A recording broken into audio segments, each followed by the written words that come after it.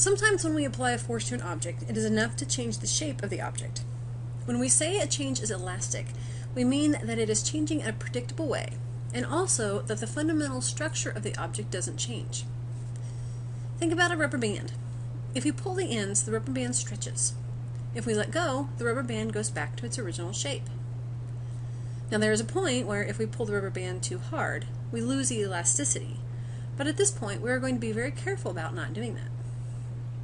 We want to predictably and reversibly change the matter.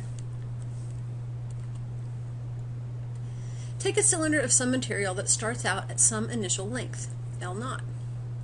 There are a couple of things that we can do to change its shape. By applying a tension force, we can make the cylinder elongate. We can also shorten the cylinder by applying a compressional force.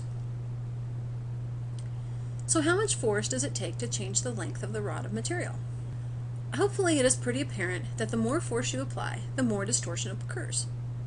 Pull harder on your rubber band and notice that it stretches more.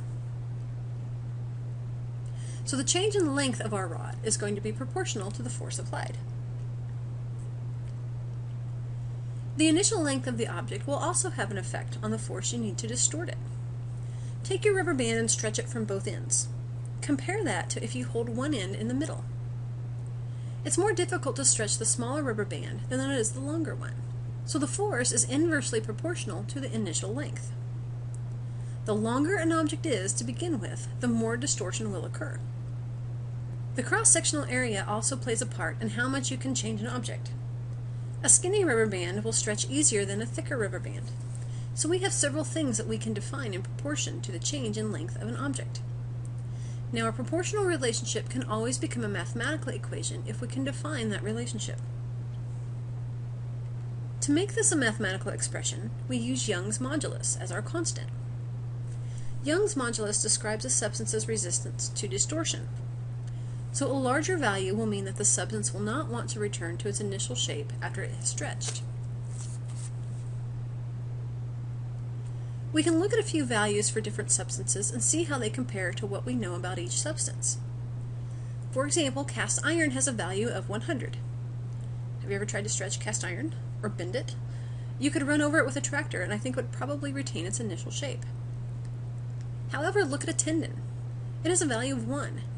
If you think about the purpose of a tendon, it really makes sense that that substance would be able to stretch a great deal and return to its initial shape over and over and over again.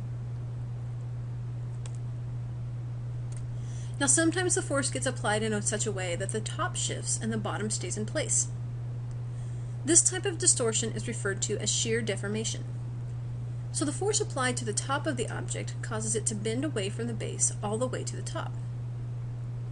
The change in position of the top of the block is labeled as delta x, and it is what we refer to as the shear deformation. The amount of force required to shear an object depends on several things. First, the more force applied to the object, the greater the shear. Hopefully this direct relationship is pretty evident. Then there is the length of the object. Take a notepad and try to shear the pages. Compare that to your textbook and you can see that the longer an object, the less force it's going to take to shift that material. So the length of an object is inversely proportional to the force needed to create the shear. Just like in the elastic example, the area of the surface being deformed is important as well. An object with a large cross-sectional area will require more force than an object with a smaller area. So this is another variable that is directly related to the force needing to be applied. So again, we can use these relationships to develop a mathematical expression for the shear force by adding in some constant. This constant is known as the shear modulus. If you look at the substances in Table 5.3 in your text, you can see that for the most part, the shear moduli for a given substance is typically less than the Young's moduli. Although not always. Check out the value for bone. The shear modulus is really high compared to the Young's modulus, and it is also as high as steel's shear modulus. This helps explain why a lot of bones can be really long and really thin, and not break in the slightest bump. Notice also on your table that there are no Young's modulus or shear modulus listed for the liquids. Think about what would happen if you tried to compress the liquid in a glass. The particles do not compress in only one direction. They compress everywhere. So the length isn't what changes, but the volume. So if we take an object with some initial volume, V0, and apply a force all around the outside, the volume will decrease to a new volume, Vf. In this case, we actually want to define this relationship a bit differently because the force being applied is not acting on a single point. Instead, we are applying some force over a certain area, which we define as pressure. So if the pressure on all points of our object changes, then the volume will change. If we increase the pressure, then the change in volume will increase, another direct proportion. The initial volume will also play a part. If you start out small, you will need a lot more pressure to make a similar change to an object that has had a larger volume to begin with. So this relationship is a fairly simple one.